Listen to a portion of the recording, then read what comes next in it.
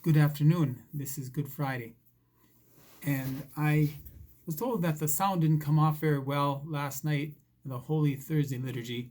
So I thought I would put my homily on the website without the whole Mass, in case you wanted to review what I said. It'll be slightly changed, but that will be the ongoing formation of myself and you.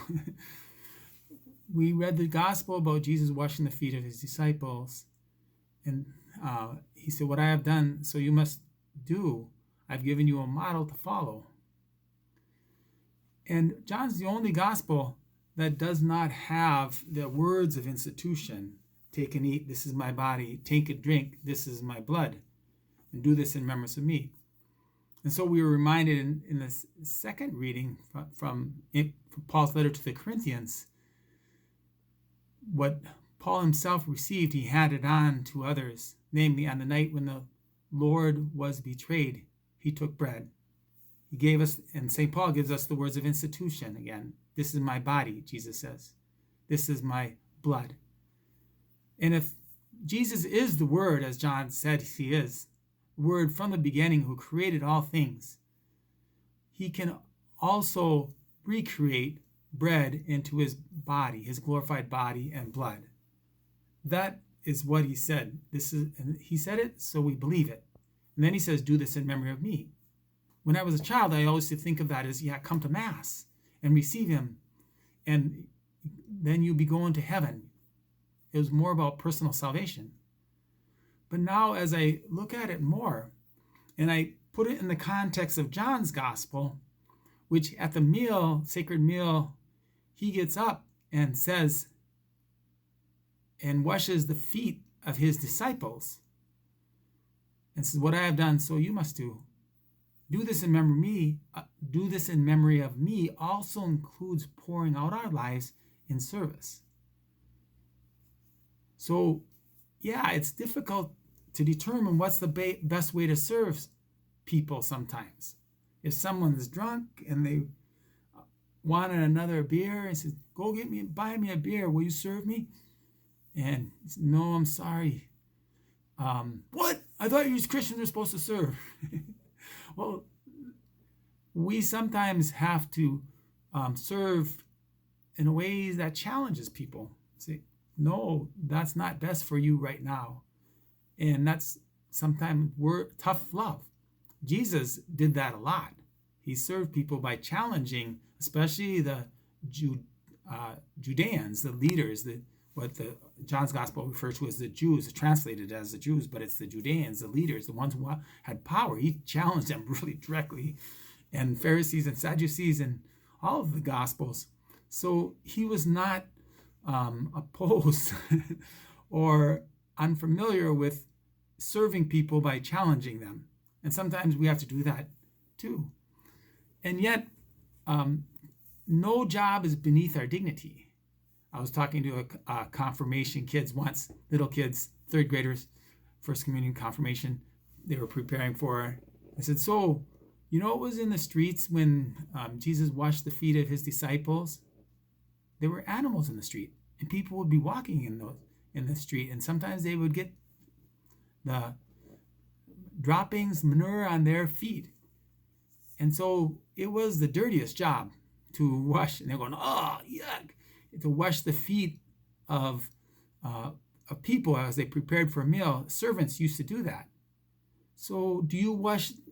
So for example, today, do you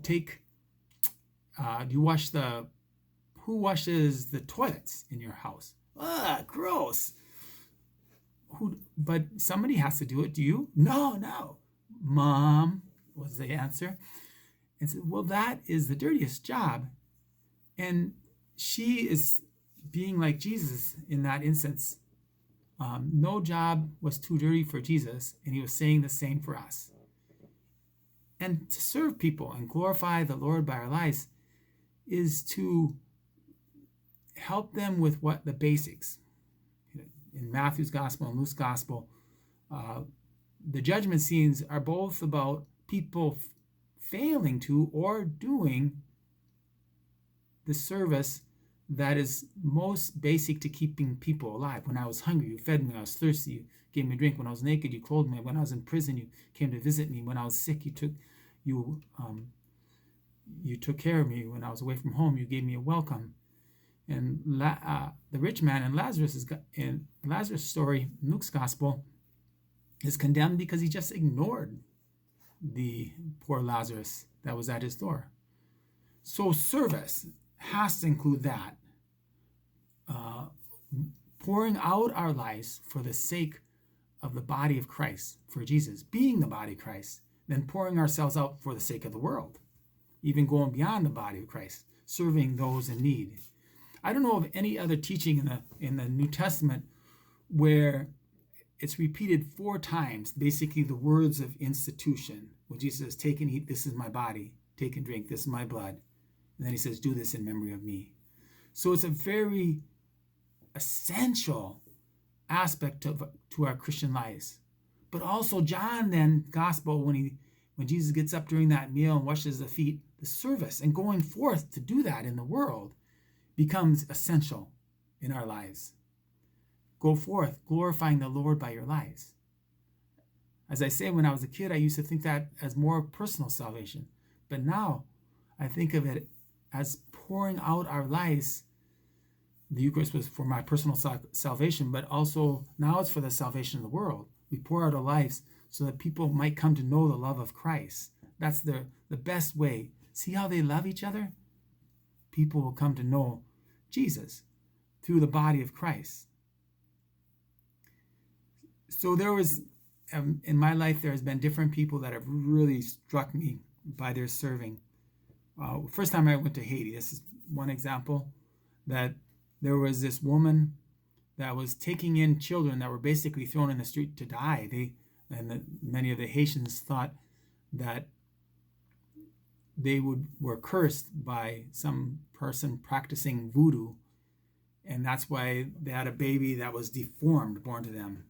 Those babies, that anencephalic babies, and they can live for a while, but they're basically